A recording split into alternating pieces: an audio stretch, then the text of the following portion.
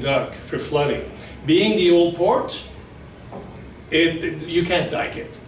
So instead the approach is, here's a picture I took, and here's a picture from the media a year earlier. Same place, it flooded. Like, it flooded really early on. The designers weren't expecting that. Mother Nature has a habit of surprising people. What they did is decide, okay, we can live with the water. Look at the doors here or there. They're built like a safe. They're meant to withstand 2 meters of water. That's strong. And not allow the water in. One way you can do it, or simply everything that's in the design floodable zone, make sure that the flood comes without doing damage. So you don't have walls made out of gyprock, for instance. You don't have, more importantly, your furnace, your computer servers, all the important stuff that we tend to put in the basement or in the ground floor a bit foolishly. So instead, you just, okay, let the waters in, and it's cool. Or what if so you're moored, right? You're stranded. Well, no, not exactly. If you look at this is actually the design flood level. Okay, 2 floors up. If you're stuck somewhere and you really need to go because you have a medical emergency, yes, the ambulance itself can't make it, but the wheelchair certainly can, bringing you to the dry part of downtown where you can access everything. But the idea is to live with the change, which I think is a smarter way of dealing with nature. Okay, so that's dealing with the fact that we know change is coming. But what about preventing the worst? And the way to get there is decarbonizing the economy. We know one thing that uses a lot of fuel, producing a lot of carbons, is our transportation system. We also know from here in the Lower Mainland that people are fighting over things like, oh, should we have SkyTrain to Langley? No, we should have light rail coming here and elsewhere in Surrey. No, the priority is really a rail to UBC. What about rail for the valley? And we fight as if it were a complete either or. Whereas if you come from a background like this, you listen to those talk and you go, well, this is kind of silly. It should be all of the above to make a real network. You've seen the two, Metro Vancouver versus Hamburg. This is the rail that you get. And remember, this is not easy to build when you have a city that's completely destroyed in 1943. They just rebuilt and then expanded. So in Hamburg, when you just want to go from A to B, you're not going to take your car. It's a silly thing to do. And it's not because the Germans are so, living purely with the environment and whatnot. Far from it. They're the people with the Porsches and the Mercedes, which they own. If you're just going to go downtown or go to a show or go to a restaurant, whatever, because it's so easy, you walk there. You never have to wait. Even if you're a bit further, there's plenty of buses, way more. They're real trains, by the way. So there's a number of things like that. And you think that, okay, they're so vested in the car industry that this is a black eye, and indeed it is. It's starting to change. But the Porsches and, well, Porsche is a different thing, but the Volkswagen, the Mercedes, the Audis of the world have been very much, oh, we can do diesel so efficient and whatnot. They got caught, unfortunately.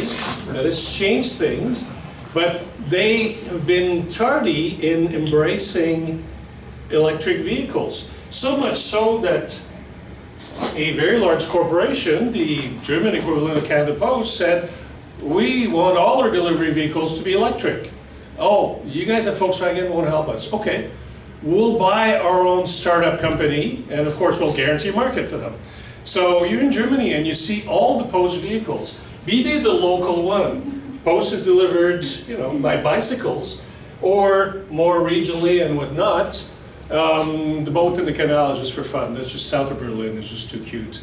I'm just imagining having that job of pulling my way delivering the mail. But okay, that's just romantic. It's not what they do generally, but it's just kind of fun. But the electrification, they're pulling the big boys because of that, because of these initiatives. So that's transportation, and it comes within what is really a culture of efficiency, and that's probably something a bit more typically German. Think of, you know, oh, German made, oh, German. So in other words, these people are anal, culturally speaking. They want things to be just so. And so that means that they will come up with gadgets like this. This is a picture I took at some of my friends. It's an egg cooker. It's a steam egg cooker that produces just the right amount of steam if you want soft boil or hard boil or whatever, and it's more energy efficient. Probably in the long run, unless you eat a lot of eggs, you know, it took energy to build the thing, but there is a market for something bizarre like that because the tagline, it's energy efficient. Yeah, people go for it. It's a bit nerdy, but I think it's a lot of fun. I counted in the train station 12 magazines that deal all with energy topics, energy efficiency. Make your house less costly to heat and whatever. This is my wife's uncle, and he's proudly standing in front of his furnace in the basement. This furnace, though, holds a Volkswagen engine. So when the house gets cold, the thermostat tells the engine, get going.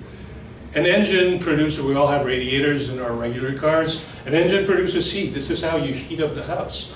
But it's also producing motion, turning a generator, selling electricity to the power company. So you're getting, you know, you're doing two things at once. Much higher efficiency again.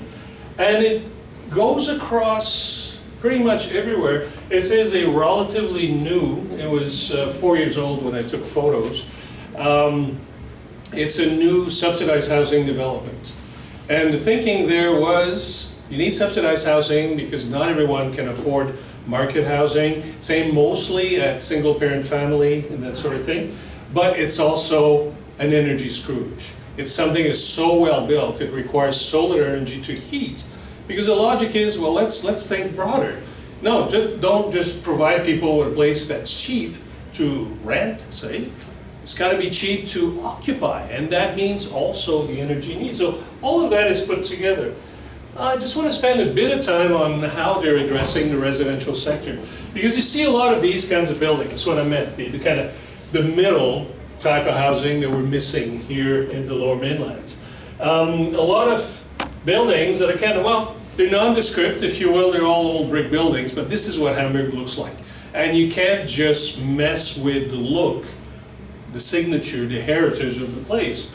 So what to do? So they came up with a technology whereby you can insulate a building like this. You cover it, cover the outside in insulation panels that are meant to look like brick. And if you don't know, you don't recognize it. I'll show you an example in a minute. But also because it's done from the outside. The tenants don't need to be renovicted, so to speak. I had some friends in Germany that happened to them. Their building was set for renovation. They put insulation outside. They were told in a couple of days, we're going to change your windows, they're renters, to more efficient ones. So it'll be a bit of a disturbance, but nobody had to leave the place for 6 months. How does that happen? Well, the owners are compensated. They're told for building like this, yeah, you can build an extra story. You can also increase the rent by exactly the amount that the tenants are going to be saving on energy once the renos are done. So, you know, you've got, it's nicely controlled. It's an ambitious plan. They're not quite living up to it. Don't want to say Germany is a great hero, but it's still inspiring for us. We haven't started looking at this, at the existing residential. This is what it looks like. This is the building where my wife grew up. You can see the top story has been added. If you look at the back, original brick in the basement, insulation brick. You know, you have to look closely. It just doesn't change the look. So people who are into heritage values are happy. They say they can live with that. They also added balconies. But these balconies are freestanding. They're just attached to the building, so they don't create a thermal bridge. And that also means that the buildings are much more energy efficient. Thermal bridging in our towers and stuff is one of the hardest things to deal with.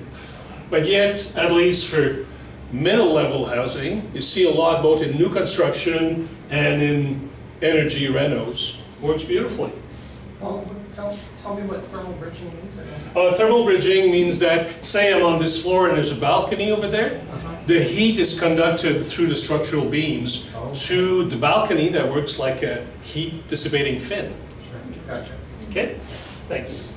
The other thing that having a bit more density enables is district heating. In other words, a place where you have a bunch of pipelines, so to speak, running under the main streets, carrying hot water or steam, depending on the system, enabling the use of larger centralized boilers or furnaces that are far more efficient than each building needing its own heating unit. It also makes it easier to then couple that source of heat with solar heating or with other sources. So these are, remember the map of Hamburg? These are the main pipelines going down the street. So you don't just have sewers and electrical conduits down the street. You also have, just if you go to UBC, for instance, which has district heating for all its buildings, you have underground pipes that convey heat. The beauty of it, again, is strictly one of efficiency. But of course, getting the same result for less energy, which is a definition, a higher efficiency, is great. But it's not the whole solution. You need to come up with energy that does not require carbon. So you have things like solar, obviously, we see that. You have things like wind, and again in Germany they're quite prevalent, and the reason why Germany, that's a real part of the story that I'll get back to in a minute. But the question is always, you may have heard the President of the United States say that you might miss the game if it's not sunny and there's no wind blowing the windmills because there won't be electricity to run your TV. The answer to that, obviously, aside from the fact that it's a bit silly, is energy storage. And this is where, to be honest, my jaw dropped when I saw some of the things in Germany. For one thing, they've been at that game for so long. This is about my age, those big 3 pipes there. It's basically by the Elbe River. There's an artificial large pond created on top of a glacial ridge. And when you have low demand for electricity, the extra electricity is used to pump the water up. When it's peak time, like when everybody comes back from work, turns on all the lights and the computer and the oven and what have you, the water is allowed to go back down, and then the pumps become generators, just going backwards. Except that this is about my age. This is not as a result of, say, the petroleum crisis of the 70s, or the recent awareness that, oh, we need to be more energy efficient. It's just there because that was the right thing to do according to the engineers at the time, which, you gotta love this. A bit more recent, but same sort of thing. This is over 20 years old. It's a new development in the burb of Hamburg. And it's solar heating for just hot air. So it's a very simple system. All you need is a few air blowers. All the hot air goes into a park, and in that park there's this strange creature, kind of really squat silo, just full of pebbles and gravel. And all the hot air of the summer goes in there. And then as weather starts getting cooler, you start blowing the air in the other direction, and just this simple system is enough for about half the heating bill. Only by February you start having to turn on your own furnace or heater. And it's a public park. It also creates an amenity. I love that. But if you look at what's going on now, I can't really explain it. Some of it technically is already way over my head. But one of the things that they're doing is, they're solving problems we haven't really realized we have yet. Such as, what happens to all the batteries from electric cars once they get old? They're no longer fast enough for the need of a car, but they still have a long life for storing energy. So this very facility, and we're not talking about the future, it's already there, is a bunch of recycled lithium batteries, both from computer packs and from cars. And that serves, again, the same thing as that pond, smoothing out the need, troughs and peaks in the energy demand. But they're doing things such as this one here, this small diagram. It'll go online next year. It's under Hamburg, so to speak. It's, again, just a bunch of rocks. You just heat them up with hot air. Big deal, except you heat them up to about 500 degrees C. You do that by using excess electricity. And when you need electricity, You just spray a bit of water in there, you get steam like crazy, high pressure, it turns generators. And the other thing that's bizarre is it's not some egghead government department that decided, oh, we need to, R&D that. Siemens, private money. They think there's got to be a market for that if we tackle it first, which is also part of what I find interesting in Germany. It's a mix of free market, creativity, private enterprise with a lot of government regulation, push and prod in different direction, and it seems to work. This is nearby, this is under Hamburg and all the north of Germany, is a bunch of salt caves, quite deep. They're using that for redox battery. Don't ask me to explain what that is. I think I know, but not well enough. And it's full of stuff like that where you go, I stepped into the future. What's going on? Nobody even talks about that here as future projects, and it's there. This one, I believe, is supposed to be online in a couple of months from now. All energy storage. And that's just a sample. There's several other ones. Now, the other thing that I really enjoyed when I was there, and the reason that got me started in trying to see, wow, this is kind of different, was something called the IDA. It's a very European thing, and mostly North European thing. It's really an expo for architects. Okay, it's a challenge. Can you wow us? The one, when Hamburg became environmental capital, they got the IDA, and basically they challenged architects to come up with things that show sustainability. So you can see, among other things, pretty easy to see in this slide, a bunch of these buildings have either solar collectors or green roofs, which is great, but that's already common. This is not why these buildings are pretty neat. There's a bunch of other reasons, but I just want to showcase a couple that are truly innovative. Are they a thing of the future? I have no idea, but the beauty is it's being tried there. This is a solar building, except the solar panels are basically windows with water between the second and third glass pane. In that water are algae.